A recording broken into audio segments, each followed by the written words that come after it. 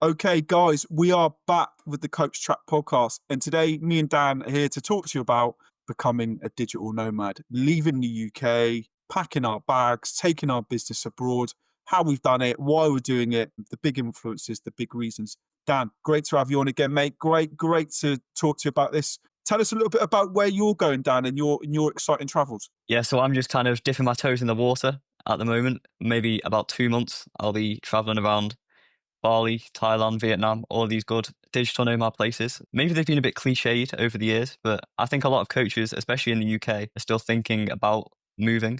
So it's going to be an interesting chat. I think there's so many benefits. It's almost a no-brainer, but we're going to get into that. Absolutely. I think, more people are leaving the UK than ever before.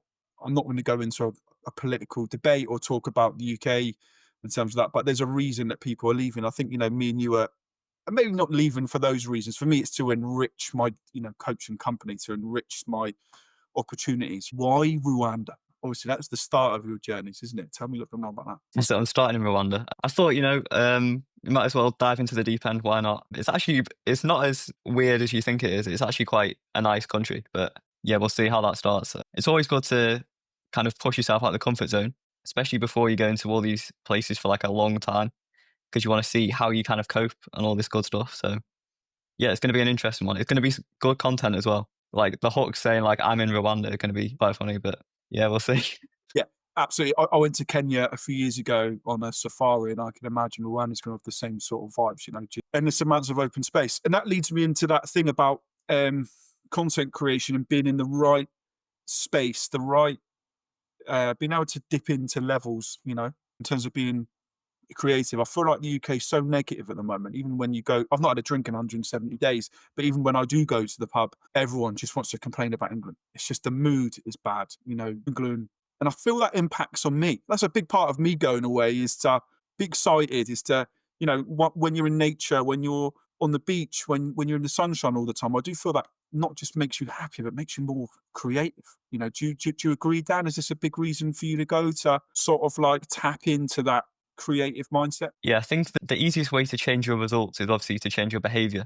And the easiest way to change your behavior is to change where you are, your environment. So even if the UK was like a really nice place with positive people, I think just making that change, that new environment is going to like reset something in your mind that's going to kind of get you into that next gear, if you know what I mean. And obviously in Bali and Thailand, there's so many like entrepreneurs, so much networking opportunity is almost a no-brainer. Absolutely, absolutely. So Rwanda first, and then where you going to after that? Yeah, so I'll be in Bali, I'll be in Bangkok, Chiang Mai, Love that. um, Hanoi, Da Nang, Hong Kong as well. I'm thinking of as well, Mm. just as something interesting. But yeah, we'll see. What about you? Yeah, so we're hoping to meet up in Bali, aren't we? Maybe do Mount Bator, is it, or something similar, a hike or something. So, yeah, I mean, for me, I'm starting in Spain for 6 weeks. I spend some time with my parents before I move halfway across the world, and it sort of make sure that when you rent your house out, it's quite a scary experience, And I just want to make sure that transition's smooth before I go halfway across the world, and that my wife has a smooth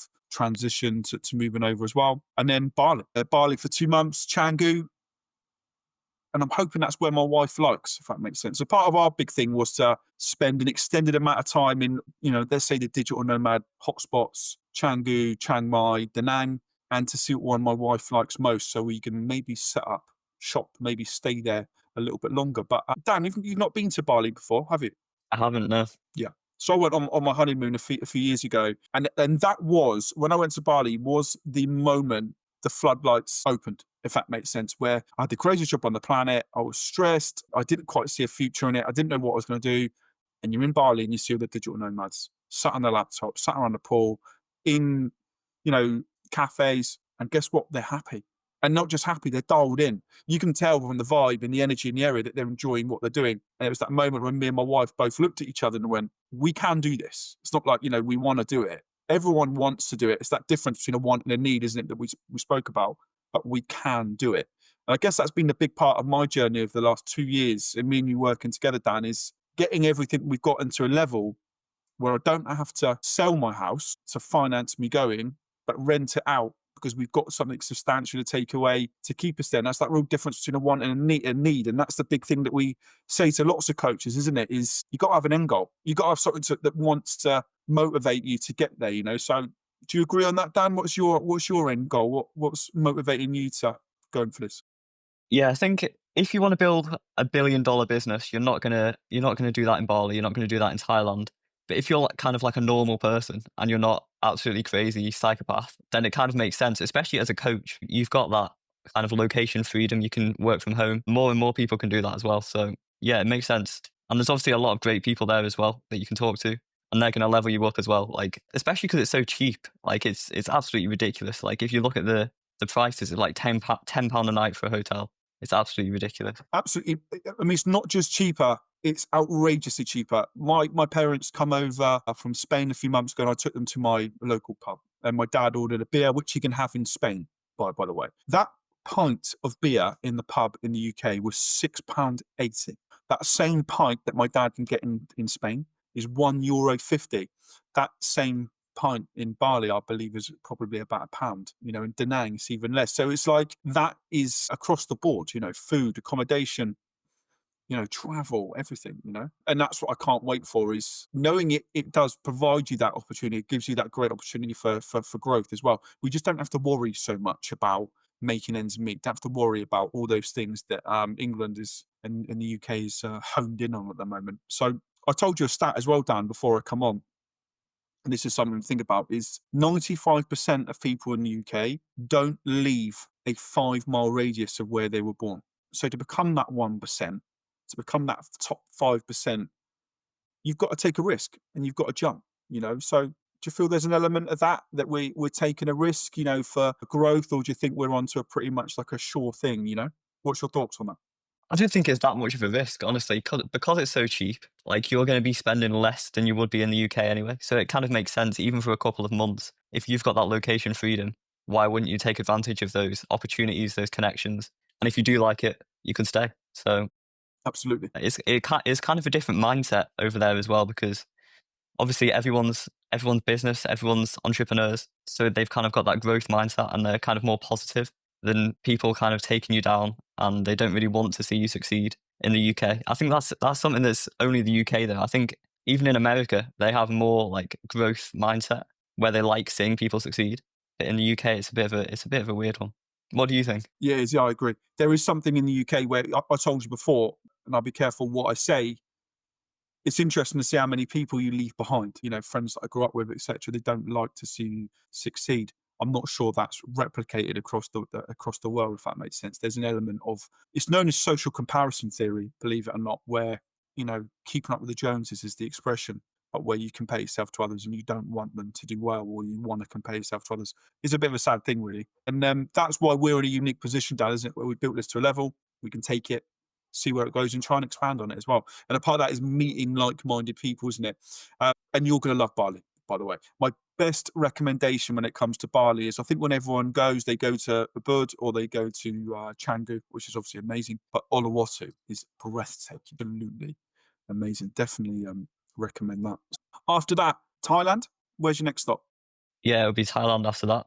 It'll be Bangkok for a couple of days, and then it'll be Chiang Mai, which is obviously the more digital nomad focused place. And I know quite a lot of people there already as well, so Oh it wow. really does just make sense that we try it, kind of make those connections in real life because it's one thing making connections online, but transferring that to real life is just really going to solidify it and like kind of make you memorable as well, which is something you obviously want to do. Yeah, absolutely. I'll tell you something about Bangkok. I've been before. It's absolutely crazy. I think it's the busiest airport in the world, by the way. So that'll tell you something about the area. I signed up to a Nomad community, nomad.com.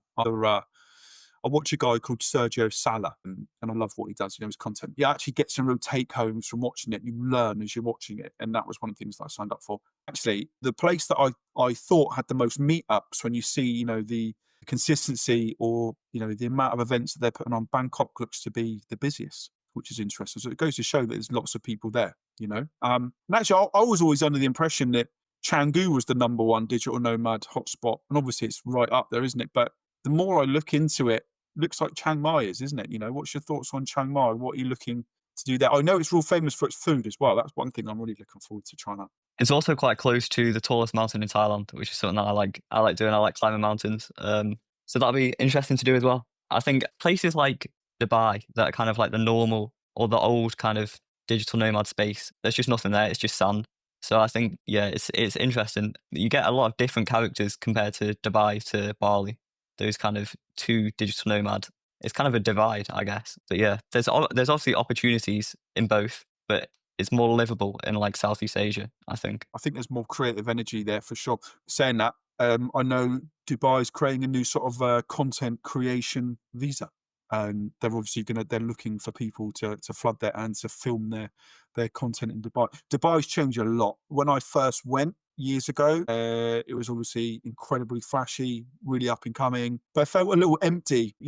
Maybe a little empty on culture. I went a few years ago, and I would say things are changing there for sure. Dubai is going to be, it's obviously massive already, but it's only going to get bigger, and more people are going to go, and they are going to be exciting creative types. Interested to see actually what Dubai is going to look like with this new content creation visa. Something me and my wife are looking at very carefully, which is interesting stuff. So Chiang Mai, can't wait. One thing I liked about Chiang Mai as well, because obviously that's in the north, isn't it? Is Pai and Chiang Rai. I'm looking to go there. Yeah. And Pai is obviously this real spiritual place, which is something that is in touch with my other with the other podcast that I do, the Masculinity Unmasked, which I'm looking forward to exploring. And I reckon that'll be wild. Looking forward to meeting some interesting types there. So for me, after Chiang Mai, I'm taking the overnight train to Krabi and staying there for a month. I went against Phuket. I've been to Phuket before. Obviously, I think when people go there, they go to Koh Phangan and they go to Phuket. Phuket I've been before, but Phuket is different these days. It looks very,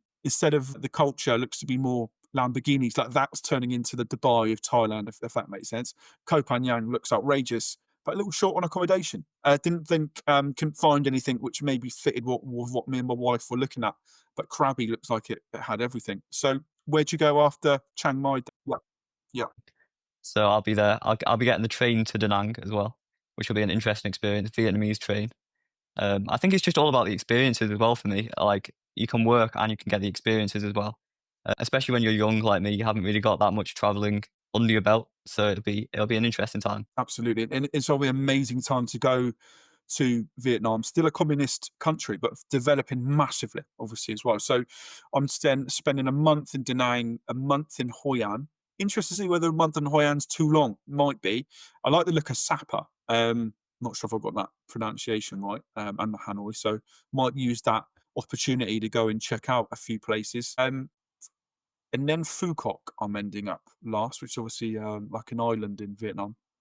Because my parents have always wanted to go there, interestingly, for fishing, squid fishing, out of everything, seems to be why we're going there. So, and then I'll be back to the UK for a month to work out where or not UK, maybe possibly Spain, to work out where me and my wife are going to go full time. So, one of the things I noticed about Vietnam in particular, all the accommodation across the board is cheaper than the UK, not just a little bit, massively cheaper. And I would say that Bali and Thailand are at a level, if that makes sense. But then you've got Vietnam, which is just so much cheaper, which makes me think, what is the cost of living like there?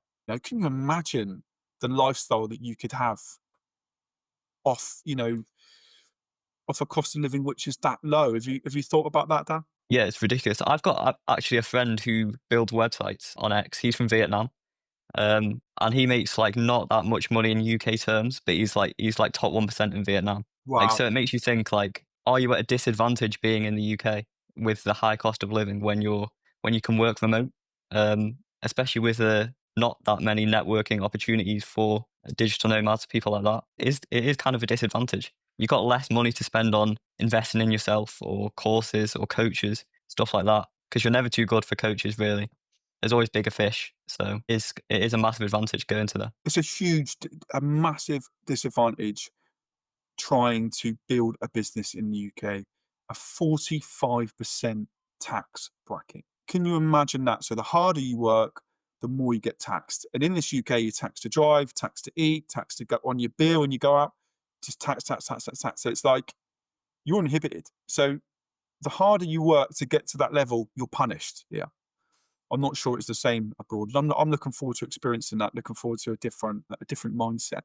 One thing we talked about off air, which is really really fun, is how do you pack your life into a 25 kilogram weight limit? Dan, any hacks? Anything you've thought about?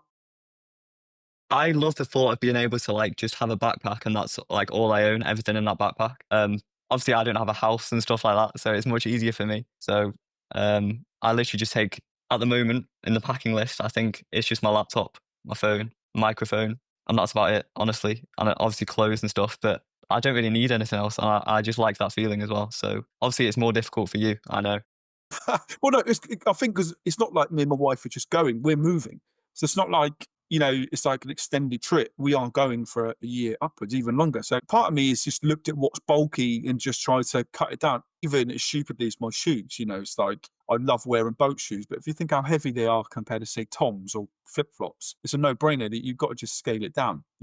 Instead of taking the, I can't even tell you how many pairs of trainers I've got, but literally trying to think of 2 pairs of trainers to take away and what ones pack in. Yeah, that's to the level that I've had to think about it. I think the in terms of the tech, as we were laughing, weren't we? This is my mic, the Yeti, which is amazing, but it's far too heavy to take abroad. So I've had to scale it down to try and just be more lightweight, more short, and concise with what I'm doing.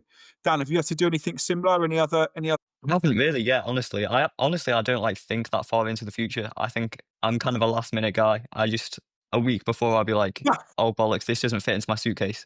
Like, but it is what it is. So I like being flexible, and that's definitely something that you can get more of when you're out there. Dan, you're gonna laugh. I was packed at Christmas. I'm not Were moving you? hardly till September. I That's can't help crazy. myself. It's just like I'm already done.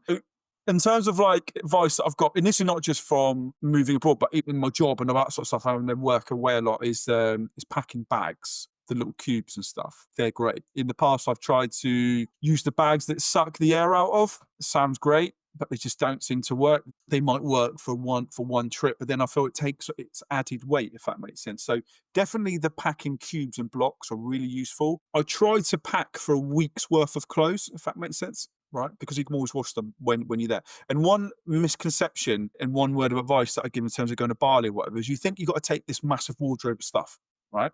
You think you've got to take a jacket, a coat, jeans. You just don't need to take it. Just take a week of clothes. It's so cheap to buy there. It's not just Yeah. like it's so cheap. So if you fancy a t-shirt, if you fancy, I'm not packing any shirts to go away because I remember in Bali you can buy them for what we would see as £3-4 every time you go. So it's like I just don't need to pack them. And that's just a change of mindset, isn't it? From like being a consumer in the UK, trying to look a certain way, to actually letting loose, living differently, being more open-minded by it to moving away. The biggest issue we've encountered, I think, in terms of moving away full time is my wife's cosmetic routine. Do you have anything like that, like supplements, Dan, or anything that you're worried about getting over there? Nothing crazy, no, nothing like that. Well, for guys, I think it's quite easy. That's a real stereotype. I can't believe I just said that. It's In, true. in yeah, it is. In terms of like what we need, it's all there. So again, you just don't need to pack it. If you think of like all our daily stuff, it's out there.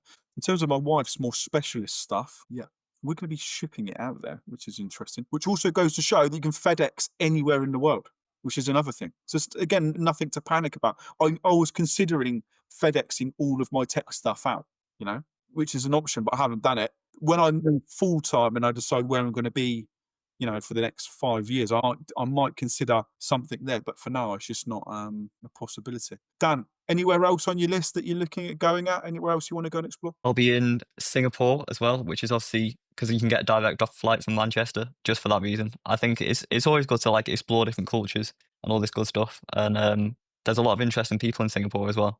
Very interesting country. Like it's very small, but there's a lot of different people there. So that'll be an interesting one. Absolutely. Me and my wife last summer for a month went to Sri Lanka. It was amazing. My wife preferred it to Bali. I feel like Sri Lanka was what Bali was maybe like before the great boom there, if that makes sense.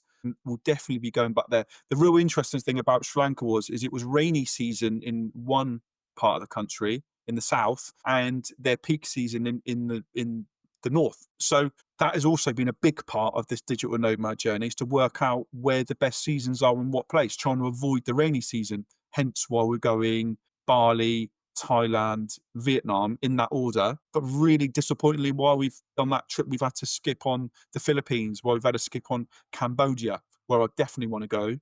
to see Angkor Wat, but you've got to get there at the right time. Otherwise you're just going to be. I think in Angkor Wat, I can see it can get up to 45 degrees, or you're flooded in rain. So you've got to get that time just right. Have you given that any thought, Dan, in terms of like times of year, or you've just looked purely at the location? I've pretty much just looked at the location. Like it's a different perspective kind of when you're moving there compared to when you're going there for a couple of months just to meet people and kind of get ahead in business, really. But yeah, I think I don't see myself living somewhere like that forever. But I definitely, it's a useful tool for everyone, really, every coach to make those connections and to get into that different mindset as well. Take it up a gear. Yeah. It's interesting talking about not living somewhere forever. One of the greatest tips I can give people is to see your life as a movie and a plan where you're going to be in 1 year's time, 3 years' time, but ultimately 5 years' time. It's probably a good gap to leave the UK, a good gap to explore growing a business for 5 years. And after that, like I said, if the business is at a level or you want to return back to the UK, you've always got that option. I'm interested to see, Dan, when you go and experience it and you have a different lifestyle and you're in the sun and you're around like-minded types, you might change that opinion, of not trying to be Yeah. somewhere forever. You might go, actually, hang on, you have that tick box moment. And the Thai 5-year DTV visa is fascinating. What an amazing opportunity for someone like me and you to do. Doesn't take the biggest level of investment either, which is a really interesting thing. Let's say years ago I looked at moving to Ibiza, right? The difference between moving to Ibiza for a year or having a five-year DTV visa is night and day, by the way. Night and day. I think the easiest long-term visa to get at the moment is Portugal, which is obviously an option. I think you've only got to have a few £100 in your account and prove that you earn a few £100 a year to move there. But the 5-year DTV visa in Thailand, where you can stay for 6 months at a time, I think is fast. I think that is a great, especially as the links out of Bangkok are so good. So you don't have to stay there. You can go in and out, go to Bali, Cambodia, etc., etc. So interesting stuff. Have you I'll have to looked have at a the visa? follow-up podcast when we're there 6 months. Absolutely. Have you looked at the visas, Dan, and stuff, or sort of Well, playing? I'm just going for such a short time that it doesn't really matter at the moment. But yeah, it's interesting stuff. I think it's a bit of a pain, really, though, isn't it? But it's kind of what you've got to do to get that upgrade, really. Absolutely. I mean, like, so in terms of going to Bali, you can either get a 30-day visa at the airport, and the queue is unbelievably huge, or you can get it just before you go online. And the real trick of getting it online is you can extend it by another 30 days as soon as you're there. So you can extend a 30-day visa in Bali by another 30 days, and you can do it when you're there, as long as you've bought it online. There you go. I maybe wouldn't wait for that one at the airport. I'd maybe get that sorted. In terms of Thailand, for being from the UK, you can stay there for 60 days at a time. You don't need anything. You just turn up. And the Vietnamese 3-month visa looks quite straightforward, not too much hassle. However, extending those is, so if you want to stay somewhere for a year, 3 years, 5 years, even beyond, there is obviously and some quite impressive businesses who provide those services at a hefty cost. Interestingly, I imagine that's going to be a decision. If I do want to stay somewhere, do I invest in someone to do it all for me, or do I take the gamble and do it myself? I haven't decided. But Dan, what's your most essential item to pack when you go out? 'Cause obviously, biking's your hobby, isn't it? You can't take a bike with you. Yeah, I'm kind of planning to replace that almost with climbing mountains and obviously gym as well. But obviously, you can't really bike around Bali unless you want to get knocked off by a moped. But yeah, it's interesting. Do you have any like outdoor hobbies like that, like golf, for Yeah, example? I love golf, but I can't take my golf clubs. Yeah. My wife did the London Marathon. We've been working up to sort of 10K. Actually, interestingly, all of them have got marathons. So there's a marathon at Angkor Wat around the historical complex. There's one in Thailand in Hua Hin or Hai Hin. Make sure I get that pronunciation right, in May. So actually, that's another thing that we've done, is try to track where we could run as a hobby, if that makes sense. One thing I'm desperate to do in Bali is the Bali Run Club at Canggu. Have you looked at this? Real famous, free. I think they go on a Tuesday or Thursday morning from a certain cafe. You meet up, you run, you meet like-minded people. That was the inspiration behind me jogging at home around the park, so I could be fit enough to go to run with them. That's like visualization, however you want to call it, but actually having like a goal in mind of, right, this is what I'm going to do. I want to be at this certain level of fitness before I go. Yeah, inspiration beyond the Bali Run Club, which I saw by chance on my honeymoon in Uluwatu years ago. So what's that?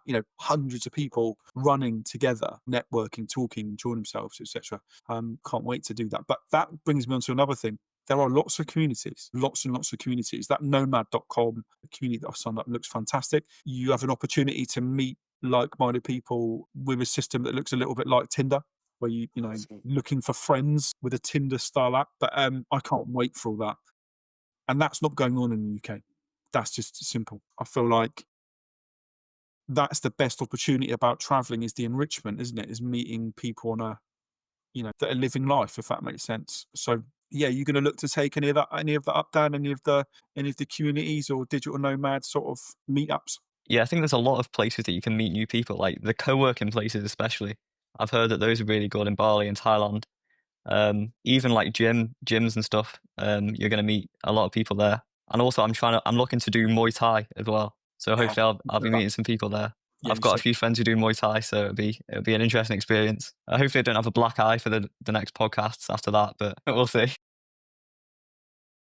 you should do it. I mean, that's a really good point about the co-working spaces. So when I originally thought about going, I thought that's it. I'm going to stay in one of these places for a month, 2 months, even longer. I was going to book it. Just thought I passed it by my wife, and she was like, "Absolutely not. Am I staying somewhere where it's all about work all the time, and you'll just be lost in it?" Actually, when you think about it to a level, that was quite a good decision from her, wasn't it? It was to set a boundary. It's like, as much as I was looking forward to doing it, and I wanted to do it, and I wanted to really invest myself in these areas, and be around all these people. There's more to life than just work as well, isn't it? And I think that's another great reason to go and do this, to invest yourself in it. If you thought anything about the time zones when you're away, because I think that will give us something different, by the way. So our morning in Bali is evening in LA. So it gives us the opportunity to tap into a whole different market, if that makes sense. Have you thought Yeah. about that at all? Yeah, I have. Because obviously I have to do some posting and stuff. I can schedule, but I don't really like scheduling because it doesn't feel as authentic. And even if I can feel that, I feel like if I can feel that, my audience will be able to feel that eventually. So I think, is it 1 o'clock in the UK is about 10 p.m. in Bali. Mm. So I'll have a good few hours in the UK morning, in the Bali afternoon, to kind of do that kind of stuff. But obviously, I love getting ahead in the morning and getting that work done, which is going to be perfect because most of my clients are going to be asleep in the UK at like 3 a.m. So it'll be perfect, really. Absolutely. I actually think this is a bonus to us, not something to miss out on. If you're working a 9 to 5 and you're trying to, be like, imagine working a 9 to 5 and you work remotely, working in Bali. I think that would be such a headache because you'd have to live on UK times in Bali. That'd be hard. But with what me and you are doing and being an online coach, actually, I think it opens you up to a whole different market. I think actually the US market is a lot more open to coaching, is a lot more open to this space that we're in. I think that's a benefit. I think that's probably one of the main reasons for us going, actually, is living on a different time zone. And I can't wait. I can't wait. And anything more you want to add? I think you've summed it up very well. No, perfect. I can't wait, Dan. And I'm glad that me and you are going on this journey together. And again, we talked about catching up, didn't we? When we're there and after it, So yeah, great stuff. Dan, thanks for joining. And let's catch up in a week or two.